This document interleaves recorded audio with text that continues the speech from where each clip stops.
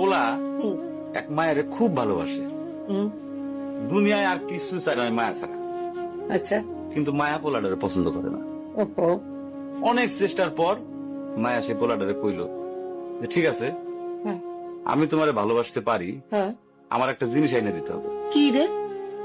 পোলাটা তখন কইল যে তোমারে পাওয়ার লিগা আমি দুনিয়ার যে কোনো জায়গা থেকে যে কোনো জিনিস এনে দিতে পারি। হ্যাঁ হ্যাঁ মায়েরা তখন কইল তুমি তোমার মায়ের কইলজাটা আমার আইনা দাও।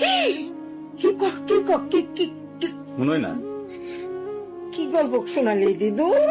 পোলা তখন দৌড়াইতে দৌড়াইতে তার মায়ের কাছে গেল, হ্যাঁ মারে যায় কইল হ্যাঁ মা আমি একটা মায়ের ভালোবাসছি, আমি তারে ছাড়া বাঁচুনি, হ্যাঁ কিন্তু ওই মায়া আমার একটা জিনিস নিয়ে যাইতে কইছে, সেটা হলো তোমার কলিজা। তুমি যদি তোমার কলিজাটা আমারে দাও, ওই মায়াটা কলিজাটা পাইলে আমার ভালোবাসবে। মা তখন কইল তুই আমার একমাত্র বুকের ধন, তোর সুখের জন্য আমি সবকিছু করতে পারবো।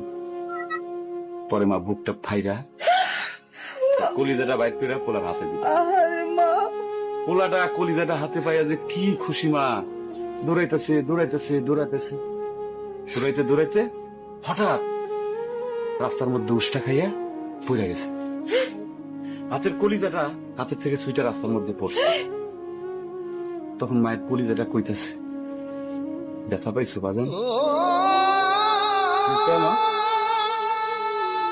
কোন মায়া যদি এইরকম কয়, সেই মায়ের আমি, আমার মনে হয় জগতের সব মায়ে একরকম, আমি পারো না মা, আমি তোমার ছাড়া আমি থাকতে